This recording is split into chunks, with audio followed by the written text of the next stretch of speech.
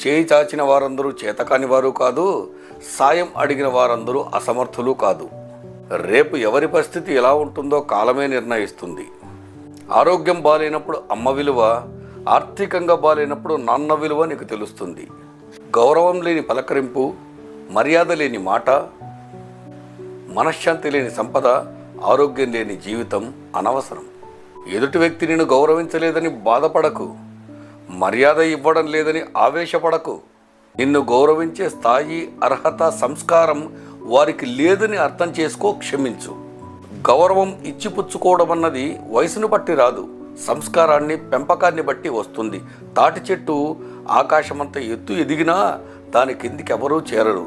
మర్రి చెట్టు చిన్నగా ఉన్నా దాని చుట్టూ అందరూ కూర్చొని సేద తీరుతారు. ఇంట్లో మర్యాద రావాలంటే నువ్వు బయట ఉండాలి, బయట మర్యాద నీకు కావాలనుకుంటే నువ్వు ఇంట్లో ఉండాలి. ఇంటా బయట మర్యాద కావాలంటే నువ్వు గోడ మీద ఫోటోగా వేలాడుతుండాలి, ఆ ఫోటోకో దండు ఉండాలి. Life is a test, give your best.